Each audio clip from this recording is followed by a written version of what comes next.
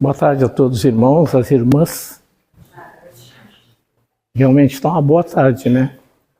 O vento que está meio forte lá fora. Mas ainda bem que nós não ficamos descabelados, né? As mulheres têm que prender o cabelo ou botar alguma coisa, a gente não fica descabelado. Esse tema que eu escolhi para a gente refletir hoje, ele tem a ver com esse mês de abril. Ele tem a ver com 31 de março. Com 18 de abril, com 20 de abril, porque dia 31 de março nós comemoramos a desencarnação de Allan Kardec. Ele voltou ao plano espiritual, depois de cessar a sua existência, no dia 31 de março de 1869. Por curiosidade, ele morreu trabalhando pela doutrina espírita. Ele teve um aneurisma em torno de 10 e 11 horas da manhã e estava encaixotando material, livros espíritas, quando ele passou mal e tombou. No dia 20 de abril, os católicos apostólicos romanos comemoram a Páscoa. Então a gente vai falar um pouquinho sobre a Páscoa também. No dia 18 de abril, neste país, talvez um dos países das nações mais cristãs do planeta, comemoramos nós o Dia Nacional do Espiritismo, por lei. É por lei, é uma lei aprovada na Câmara. Dia 18 de abril é o Dia Nacional do Espiritismo. E é o dia do lançamento do Livro dos Espíritos, ou seja, é o dia que literalmente chegou no planeta Terra o Consolador prometido. Então, por isso que a gente sempre escolhe esse tema. Quem estava aqui em 2022, eu fiz alguma coisa parecida aqui, também em abril de 2022. Nós vamos iniciar nossa reflexão como se nós nos transportássemos para quinta-feira, o dia que Jesus foi preso. 2000 anos atrás, quinta-feira, adita por outro credo religioso. Eu já fui católico, tá, pessoal? Então, aqui a gente não está com a intenção de menosprezar nenhum credo religioso, né? São todas religiões cristãs, mas eu fiz a opção por ser espírita posteriormente. Fiquei um longo período da minha vida que eu não tinha religião. Eu não tinha credo religioso. Depois eu optei ser espírita.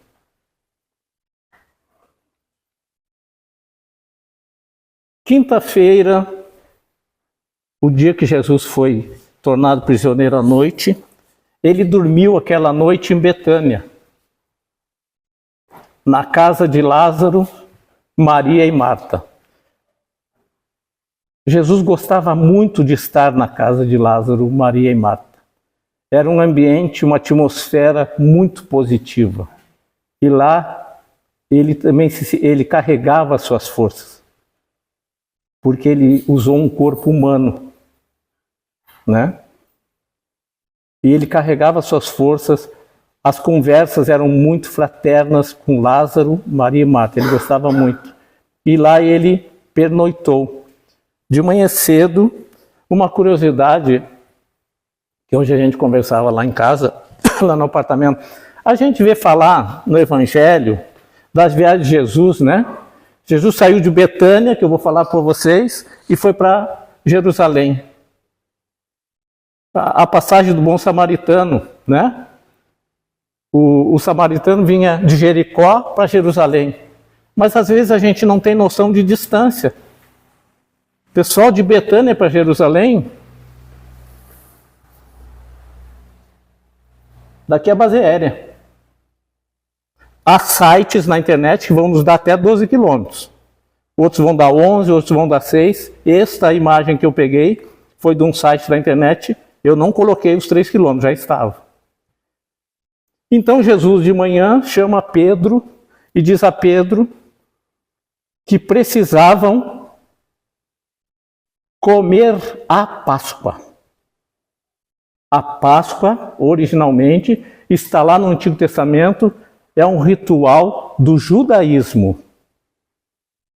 Jesus cumpria os rituais judaicos. A Páscoa é uma comemoração judaica originalmente. E Jesus diz para Pedro que eles precisavam comemorar a Páscoa. Comemorar, né? Nós fazemos isso, nós moramos e comemoramos, né? Muitas datas do ano, né? E Pedro ficou preocupado, que Pedro disse a ele estaria diante daqueles que o queriam prender. Já existia um clima diferente em toda Jerusalém, na expectativa que Jesus seria preso. E ele disse para Pedro que a vontade do Pai precisa ser cumprida. E ele disse para Pedro, convida o João e vão para Jerusalém. Providenciem o carneiro, o vinho e as ervas finas. Está lá numa das obras de Moisés, para comemorar a Páscoa.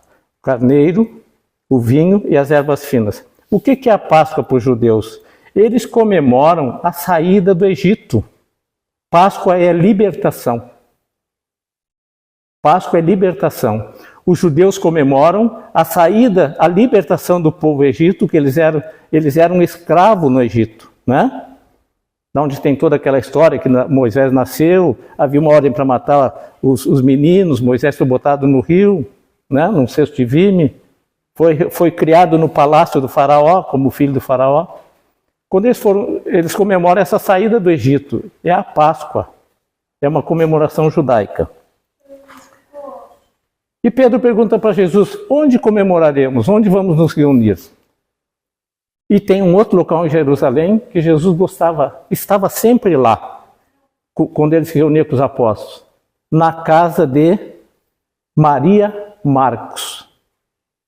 Quem era Maria Marcos? Vamos botar aqui um slide. A casa de Maria Marcos, no piso superior, tinha um salão bem amplo. Então, sempre que Jesus ia a Jerusalém, eles iam para lá. Se acomodavam lá, conversavam, Jesus ensinava, passava um ensinamento para os seus apóstolos na casa de Maria Marcos. Mas quem era Maria Marcos? Era a mãe do João Marcos, um rapazinho. E quem é João Marcos, Ney? O evangelista. O Marcos que escreveu o seu evangelho. E Maria Marcos é irmã de Barnabé. Quem é o Barnabé? Quem leu o livro Paulo e Estevão era um companheiro muito íntimo de Paulo nas suas viagens.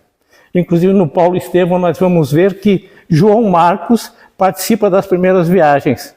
Mas ele, por ser um jovenzinho, ele cansava, né? Porque eles andavam de expresso canelinha, né? E aí o Barnabé mesmo, que era o tio dele, pede para Paulo que Paulo o dispensasse para que ele não mais acompanhasse, porque era muito puxada a rotina. Então Maria Marcos era a mãe de João Marcos, se torna o evangelista, irmã de Barnabé. Mais tarde Jesus vai para Jerusalém. Primeiro ele manda os percursores, né?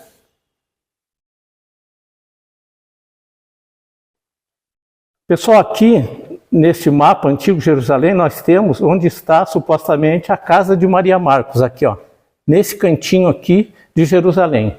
Aqui seria a casa de Maria Marcos, aqui é o templo. Ó.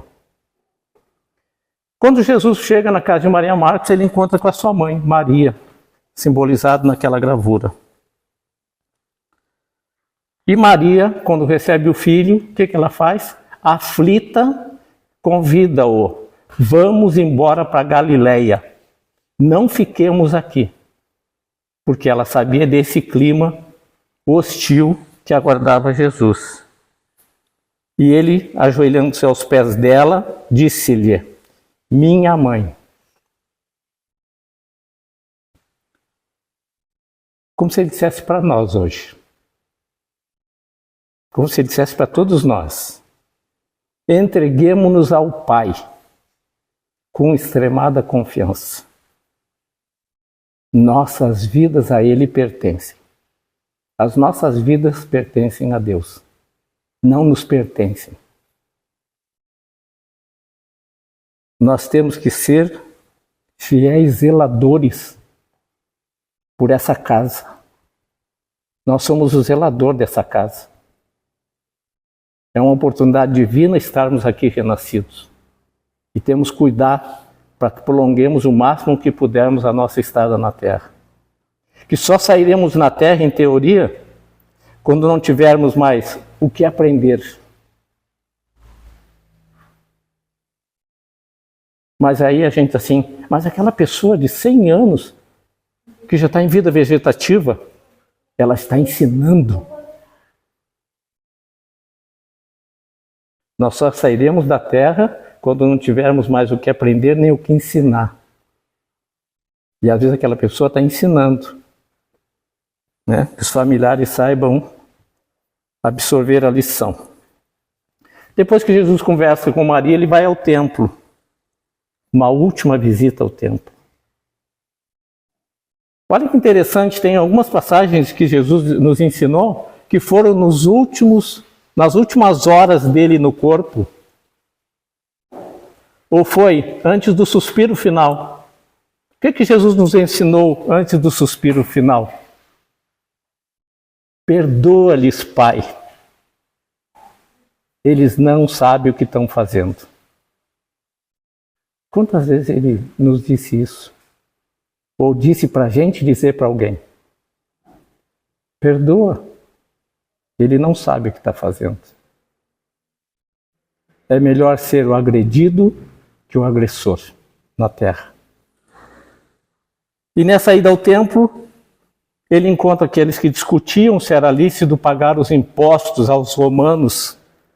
E ele pega a moeda, né? E diz, o que tem nessa moeda? As pessoas dizem, o imperador, então dai a César o que é de César e a Deus o que é de Deus. Em seguida, ele encontra as pessoas que iam fazer a lapidação da mulher adúltera. Isso está previsto no Código de Leis deixado por Moisés, se não me engano está no livro Levítico. Só que tem uma curiosidade, as pessoas eram lapidadas até a morte. Lapidação é apedrejamento. Pessoal, lá está escrito, lapide-se o adúltero também. Ninguém viu falar desse adúltero, né? Só a mulher adúltera. A lei manda lapidar os dois. A mulher que adulterou e o homem que fez que ela adulterasse. Está lá no livro de Moisés também. Nós nunca vimos falar nesse homem, né? Corporativismo, né? E tem uma curiosidade interessante, que Jesus disse, atire a primeira pedra àquele que estiver sem pecado. E tem uma passagem ali muito interessante, que eu me coloco nela. Os mais velhos foram os primeiros a sair. Quanto mais vivemos, mais erramos. Tá a continuidade. Os mais velhos foram os primeiros a se retirar. Está lá na passagem evangélica. Olha o ensinamento. Né? E já no templo, já quando estava se recheando do templo, ele nos deixa o ensinamento do óbolo da viúva. Também já nas últimas horas dele em liberdade. Todos os outros... Tem uma curiosidade, como é que Jesus soube... Não é curiosidade, é esperteza mesmo, né? Como é que Jesus soube que aquela mulher deixou só uma moeda? Digamos, se ele está de costas. O gasofilácio era metálico, para que as moedas tilintassem. Então aquele tinha muito, olha, aquele doou muito, porque tlim, tlim, tlim, né? E o da viúva foi só um tlim, bem silencioso, né? E aí que ele nos deixa, né? Que ele diz, outros deitaram o que tinham na sua abundância, porém esta deitou da sua mesma indulgência tudo que tinha, tudo que lhe restava para o seu sustento. Está aí no Evangelho de João Marcos e no Evangelho de Lucas. Curiosidade, Lucas não conheceu Jesus em vida. Ele chega a Jerusalém após a crucificação. Ele colheu ensinamentos a respeito de Jesus com Maria e com Paulo. Após a volta ao templo, Jesus vai para a casa de Maria Marcos, para o salão, né? e reúne-se com seus apóstolos para a ceia pascal, que seria a última refeição sua com seus amigos. Após ele conversar com os apóstolos, eles estavam todos também preocupados, né, com a presença de Jesus ali. Ele responde a uma pergunta de Tomé, pois Jesus disse aos apóstolos que onde ele estivesse, eles estariam também. E o Tomé pergunta: Senhor, não sabemos para onde vais, como conhecer o caminho? E ele responde aquilo ali, né? Eu sou o caminho, a verdade e a vida. Ninguém vai ao Pai senão por mim. Tá, mas Jesus é a estrada? O Evangelho de Jesus é a bula. O Evangelho de Jesus é a orientação. É a pavimentação da estrada. Houve um silêncio profundo, né? Porque estavam todos preocupados e nessa proposta que ele fala ainda, e vendo a tristeza dos seus apóstolos, ele os consola dizendo que enviaria um outro Consolador. Se me amais, guardai os meus mandamentos, eu pedirei a meu Pai, e ele vos enviará outro Consolador, a fim de que fique eternamente convosco. O Espírito de verdade que o mundo não pode receber há 2000 anos atrás. Porque não o vê, porém o conhecereis, porque permanecerá convosco e estará em vós. Isso é lá do Evangelho de João. Consolador, que é o Espírito Santo, que meu Pai enviará em meu nome, vos ensinará todas as coisas. Todas as coisas esse Consolador ensinaria. E fará que lembreis tudo o que vos tenho dito. Tenho muitas coisas para dizer, mas vocês não poderiam suportar agora. Porém, quando o Espírito da verdade vier, ele ensinará toda a verdade a vocês. Ele disse essa passagem para consolar. Jesus era um profeta. Né? Jesus era um profeta. O que o profeta faz? O profeta profetiza. O que é profetizar? É antever um fato futuro. Então Jesus ali fez uma profecia. Um dia viria um outro Consolador. E esse Consolador explicaria tudo. E ficaria conosco.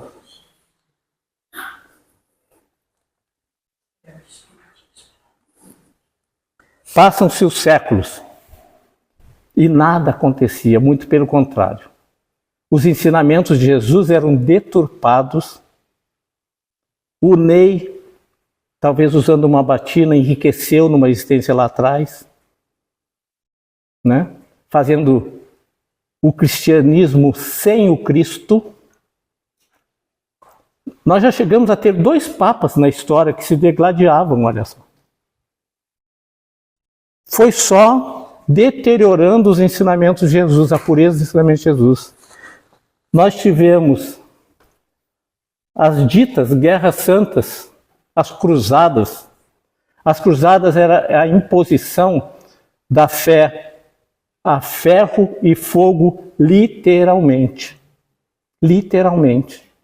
Mas visava mais usurpar patrimônio do que entregar a fé. Porque eles queimavam e matavam as pessoas, como é que eu vou tornar o indivíduo um cristão? Muito contrário. Eu vou tornar aquele indivíduo um inimigo do cristianismo. Né?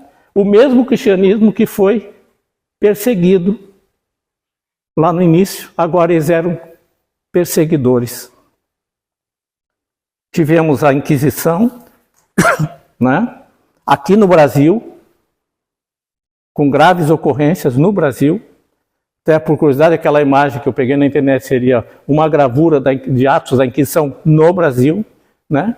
Tivemos a Guerra Santas, a famosa noite de São Bartolomeu, né? Onde o Rio em Paris tingiu-se de vermelho, de sangue, dos protestantes que foram brutalmente assassinados. Tudo isso em nome de Jesus.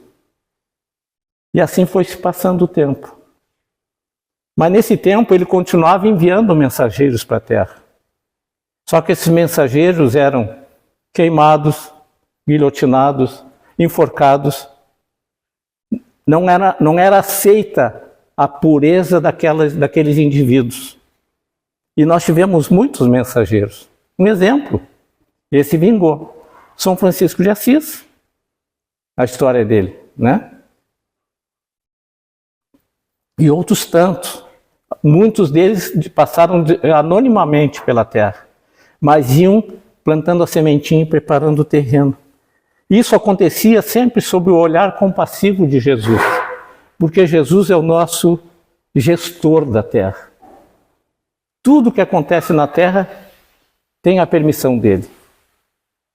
Mas por que? Da onde que ele tem essa autoridade? A gente pode pensar. Ele tem essa autoridade há 4,5 bilhões de anos, quando a Terra desprendeu-se do Sol, uma bola gasosa.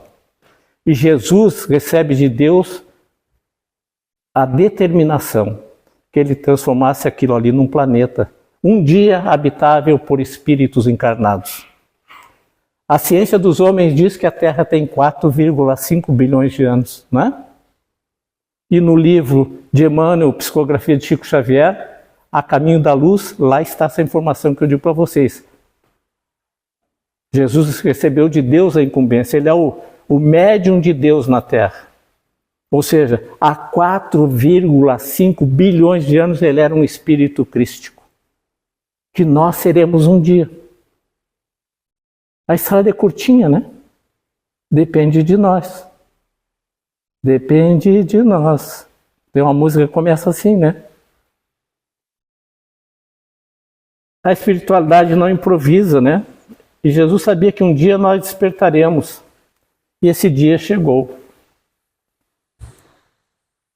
Encarnaram vários espíritos ali pelo ano de século XVII, século XVIII, que vieram preparar o terreno para que no século XIX renascesse Hipólite Leon Denizar Rivaio. Curiosidade desse espírito do Hipólite, eu falei para vocês que Jesus foi preso na quinta-feira, né? Teve um centurião romano que foi o responsável na prisão para que Jesus não fugisse. Quem era o espírito? O espírito que no século XIX renasce Hipólite Leon Denizar Rivaio. Era o mesmo espírito do centurião que cuidou de Jesus na prisão. E lá, ele fez uma proposta para aquele prisioneiro. Ele não via crime naquele indivíduo e propôs que Jesus fugisse. Ele disse para Jesus, aqui tem uns labirintos que só nós sabemos. Eu te dou campo aberto para tu fugires. E eu assumo, eu fico preso no teu lugar. Centurião romano. Agora me foge. Cornélios. E Jesus disse para ele que não era a hora dele dar a vida por a causa que o tempo dele viria no futuro. Jesus disse para ele, nós estamos aqui hoje, eu, Ney, minha esposa Maria Esther, mas eu já estou na Terra, nós estamos na Terra talvez há centenas de existências, pessoal. Ontem aconteceu uma tragédia, né? Uma tragédia em Santa Maria aconteceu ontem. Tinham que voltar para casa. Por que aqueles 7? Por que 4 não embarcaram no ônibus?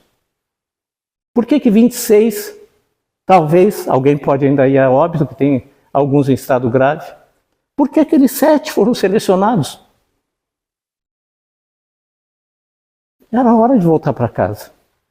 Fatalidade. Lá no livro dos Espíritos está escrito fatalidade, ali pela pergunta 880, alguma coisa assim, na lei de liberdade. Fatal na vossa existência terrena. Só o momento de chegardes e sairdes da existência.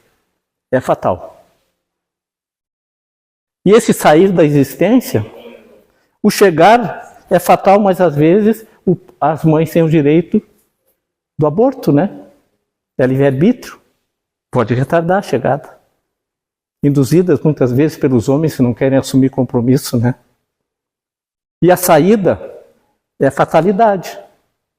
E o livro fala, inclusive, o gênero da nossa morte. Só que tem alguns abusados que ficam mais tempo. Divaldo Pereira Franco, já era para ter voltado, ó. Ele já está de gorjeta aqui na Terra. Porque é necessário. Ele próprio sabe disso. O Divaldo já era para ter desencarnado, vou chutar 10 anos. Então vamos orar por essas almas. E lembrar que 30 não pereceram. Não vamos olhar o copo pelo meio d'água. Esse copo só tem metade, está faltando metade do copo para encher d'água, mas tem meio copo d'água. Então vamos orar por essas almas, né?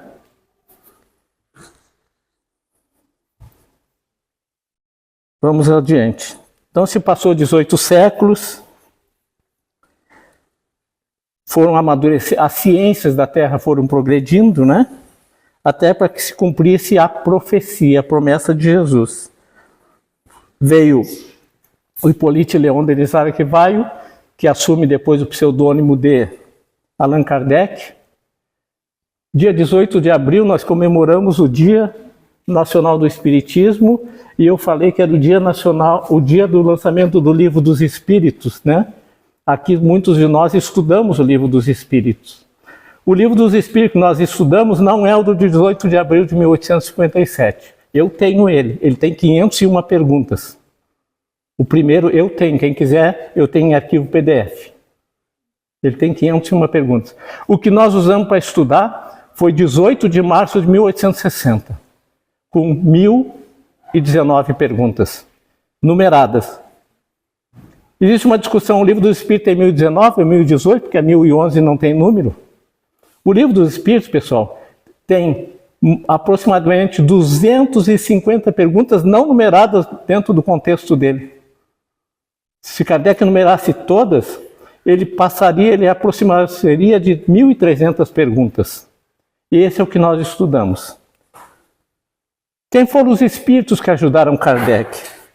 Olha os espíritos que ajudaram Kardec. Essa profecia que eu coloquei ali estava no Evangelho de João.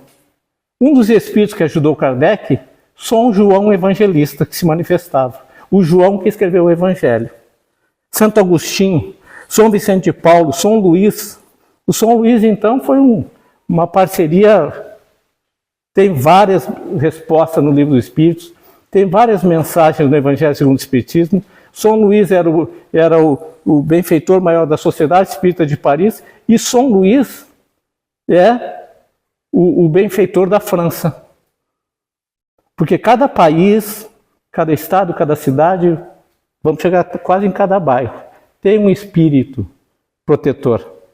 E São Luís é o espírito protetor da França. Nosso é Ismael.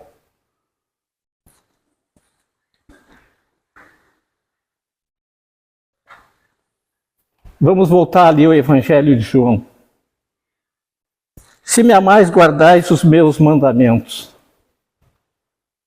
Acho que todos vamos dizer que amamos Jesus, né? Eu não vou perguntar para ninguém uma passagem do Evangelho, um dos mandamentos dele. Se me amais, guardais os meus mandamentos. Vamos inverter a frase? Eu guardo os mandamentos, então eu amo Jesus. Mas o que eu sigo? Eu sigo honrai vosso pai e vossa mãe. Nós vamos honrar eles até eu desencarnar, vou honrar meu pai e minha mãe. Meu pai já foi em 89 e minha mãe em 2020. Honrar é guardar os ensinos. Honrar é guardar o nome que eles nos deram. Tem muita gente que o nome está guardado na Serasa e no SPC, né? Bem guardadinho lá, né? Isso é honrar, isso é honrar. Olha o que Jesus diz. Eu honro teus mandamentos, Senhor, então eu te amo. É a proposta que ele nos faz se nós invertermos. Eu pedirei a meu Pai, ele enviará outro Consolador. Ó, Jesus revela um Deus misericordioso, amoroso. E se nós formos lá no Antigo Testamento, a Torá do judaísmo, nós vamos ver um Deus rigoroso, um Deus que ia para a guerra, um Deus que visitava os campos de batalha, um Deus que ajudava os judeus a vencerem as guerras. Esse era o Deus dos judeus. E Jesus vem e muda, né? O Espiritismo apresenta uma nova concepção da divindade. Por quê? Nós não temos aquela visão antropomorfizada de Deus, um homem. Ou lá quando nós fizemos a primeira comunhão, não tinha uns livrinhos, né? Um velhinho de barbinha, todo simpático. Deus. Aquele é o Deus que os homens criaram. Nós buscamos o Deus que criou os homens. E aí tem aquela passagem, Deus criou os homens, Deus criou as criaturas à sua imagem e semelhança.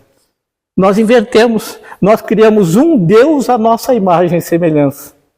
Olha a inversão, né? Se Deus tem um aspecto humano, eu estou criando ele à minha imagem. Eu me olho no espelho, Deus é parecido comigo. Né? Não. Para nós, é o Deus que criou as criaturas. É o Senhor do universo. A consciência cósmica. Para nós, Deus é a consciência cósmica.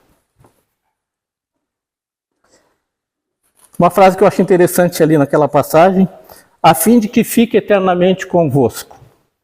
O que fica eternamente comigo, conosco? Nós somos espíritos eternos, imortais. Quando eu passar pela porta do túmulo, o que eu levo comigo? Conhecimento. Responsabilidade por tudo que eu fiz de bom e de ruim. Tudo gera consequência. O Espiritismo, o Consolador Prometido, é conhecimento. Eu não quero que ninguém aqui acredite em nada do que eu estou falando. Porque se vocês acreditarem, eu estou induzindo. Eu quero que vocês se autoconvençam. O que o Ney falou, é razoável pensar nisso. Onde é que está? Está lá no Evangelho, está no Livro dos Espíritos.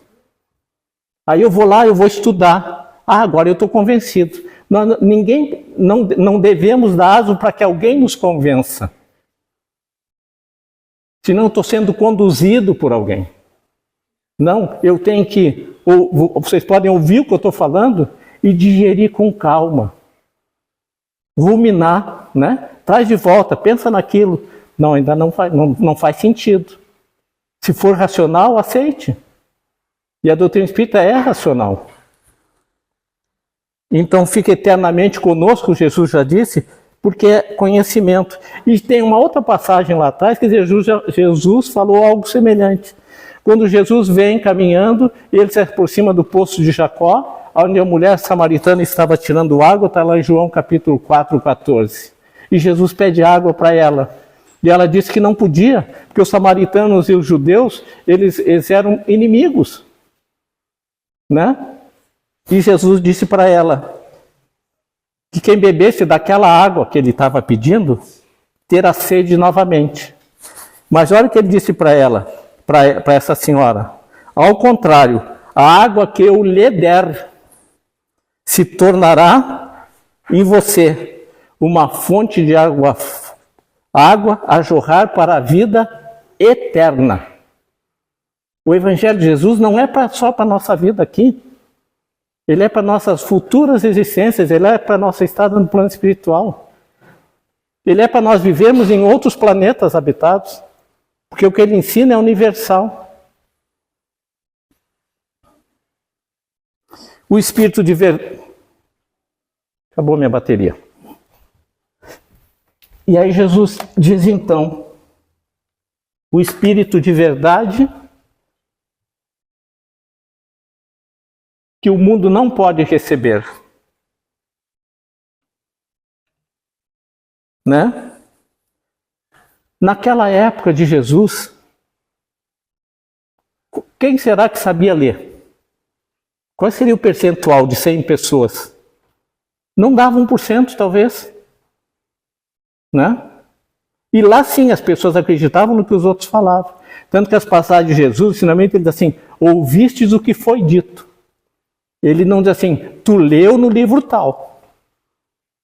Ele disse, ouvistes o que foi dito lá na sinagoga. Eu, porém, vos digo. Onde ele dava uma outra resposta para aquelas questões do dia a dia daquelas pessoas. Era necessário novos conhecimentos, trouxessem a chave indispensável, né? Para que nós pudéssemos entender.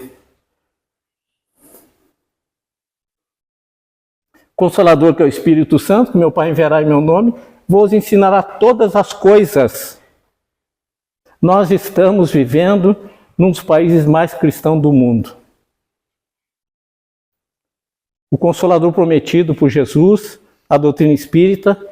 Em Santa Maria, nós temos aproximadamente 40 sociedades espíritas que seguem a orientação de Kardec. Não tem na França 40 sociedades espíritas. Estou falando no berço do Espiritismo, em Paris, na França.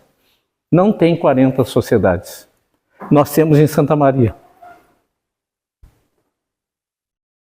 Nós temos no Rio Grande do Sul um dos estados mais espíritas.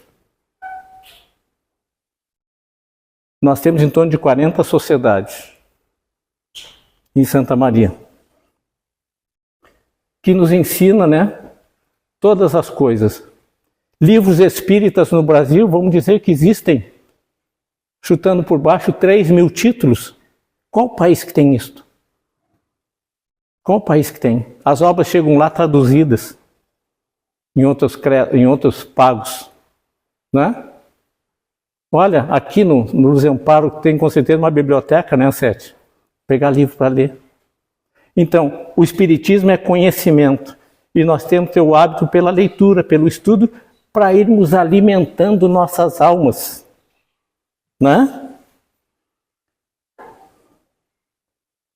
Vamos adiantar um pouquinho aqui. Olha as respostas que o Espiritismo nos dá. Respostas racionais. Quem somos? Para onde vamos? De onde viemos? Por que e para que nascemos? Por que uns sofrem mais do que os outros? Sofrimento, nós podemos dizer que é boleto no bolso. Né? Aqui que está cheio de boleto tem que ralar aqui na Terra, né? Para quitar os boletos. E se nós formos omissos, preguiçosos, vamos com o boleto e voltamos com o mesmo boleto, só que ele está amassado. Mas nós vamos ter que quitar o boleto. E onde nós adquirimos esses boletos? Mais vale ser o agredido que o agressor. Olha uma curiosidade, os apóstolos andavam armados. Não andavam? Ou da onde Pedro puxou a bainha e cortou a orelha do soldado romano? Os apóstolos, Jesus não disse para o Pedro, embainha a tua espada. Pela espada matarás, pela espada perecerás. E Jesus disse, embainha a tua espada. É uma curiosidade, viu como os apóstolos também andavam com uma pequena faquinha para se defenderem também, né? Ou da onde surgiu aquela espada que ele corta o do soldado Malcolm, soldado romano? Porque alguns já trazem do berço doenças congênitas, físicas ou mentais, enquanto outros nascem inteligentes e saudáveis. E Deus é misericordioso e bom. Um dia, todos nós precisamos da sombra dessa árvore, né? Ou quem nunca precisou da sombra do cristianismo? Se não foi vir no centro espírita, que eu estou meio aflito, nós fomos lá na igreja evangélica, nós fomos lá na igreja católica conversar com o padre, fomos na igreja evangélica conversar com o obreiro, com o pastor. Né? Nós fomos lá na Umbanda, né, tomar um passe, se benzer. Nós todos os dias já precisamos dos mensageiros do Cristo. E os mensageiros do Cristo estão aqui, estão na Umbanda, estão na igreja católica, estão na igreja evangélica. Estão lá trabalhando, os espíritos estão lá trabalhando. Os seres encarnados são servos. Infelizmente, alguns são servos infiéis. A religião espírita, né? O Espiritismo não é uma religião organizada dentro de uma estrutura clerical. O Espiritismo não tem professor, não tem mestre. O Espiritismo, quem mais leu, ajuda quem leu menos. É essa a lógica. Quem mais leu, ajuda quem leu menos. Se eu estou ajudando alguém aqui, eu li bastante. Eu estou ajudando alguém que leu menos. Mas não tem uma estrutura, não tem professor, não tem mestre, não tem doutores, não tem papa, né? Não adota cerimônias de espécie alguma. Nós podemos, numa solenidade de um casamento, fazer uma prece. Isso não é uma cerimônia, não é um ritual. Né? Fazer uma prece, que os espíritos amparem aquele novo lar que vai se formar. Né? Não tem batismo, não tem crisma, não tem rituais, não tem vela, não tem vestes especiais, não tem qualquer simbologia. Não adota ornamento para cultos, nem gestos de referência, nem sinais cabalísticos, nem benzimento, nem talismã, nem bebida, nem oferenda. Essa é a simplicidade do Espiritismo. Uma vez uma pessoa entrou no Consolador Prometido, ali onde eu participo na Coab, e nunca tinha ido num centro espírita. E ela foi lá fazer um atendimento fraterno. Quando ela entrou assim, com medo, olhou. Isso aqui é o centro espírita? Ficou frustrada, coitada.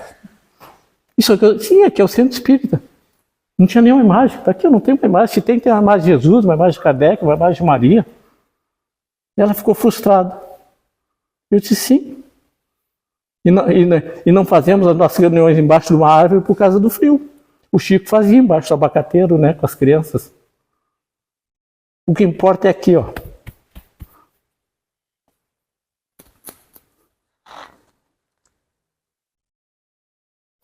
Para nós finalizar, que o relógio está me apontando o dedo lá. Não sei que culpa eu tenho com ele. Eis aí o Consolador, a consolação. Eis o Consolador prometido por Jesus. O Espiritismo, Jesus desceu da cruz. Nós não cultuamos o sofrimento. Jesus na cruz é um símbolo de sofrimento. Ele foi igualado a ladrões, porque a crucificação era o castigo mais cruel que existia, que deveria ser dado ao criminoso. Aquele criminoso cruel deveria ser crucificado. E Jesus foi comparado a um criminoso cruel, a um ladrão cruel. Porque ele poderia ser morto de outra forma, ele poderia ser lapidado, apedrejado até a morte. Então, para nós, Jesus desceu da cruz. Matou a morte. O Consolador Prometido nos proporciona um destino de responsabilidade. Aonde eu vou habitar no plano espiritual? Eu estou botando um tijolinho na minha casinha lá de cima todo dia. Como vai ser a tua próxima vida na Terra, Ney? Eu estou construindo ela todo dia aqui. Pode ser de benefícios ou de sofrimentos. A escolha é minha hoje. Eu tenho o livre-arbítrio de fazer a minha escolha, que elas não sejam equivocadas. Somos artífices dos nossos futuros. Espíritas não são santos. Né? Nem precisamos ser santos para seguir Jesus, ele nos conhece. Precisamos ter vontade e coragem. E diz lá os Espíritos que trabalhemos juntos para quando o Senhor da vinha chegar, possamos ter a recompensa. Porém, a recompensa nós recebemos todos os dias. Quem daqui hoje, desapercebidamente, não recebeu um benefício espiritual? Agora, depois que entramos naquela porta, quem daqui já não foi tratado espiritualmente sem que percebesse? Eu entrei aqui com um mal-estar, entrei aqui com uma tontura. Passou. Mas por que passou? Né? É a cadeira? É as paredes? É o teto? Não. É os trabalhadores que estão aqui invisíveis, mas não insensíveis a nós. Né? Porque eu não enxergo, eu não acredito. Né? Muitos dizem para mim, eu não enxergo, eu não acredito. Tudo bem. Essa sala está vazia, ou uma sala está vazia? Sim, está vazia, não. Entra lá, entrei, sai. Morresse? Não, então está cheio de oxigênio, no mínimo. Então tu não morreu, tem oxigênio, já não está vazia, né? Não quer dizer que nós não enxerguemos, não existe.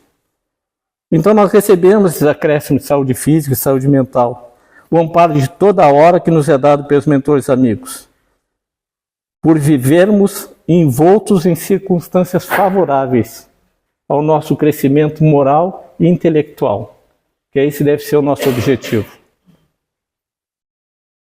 Muita paz a todos nós.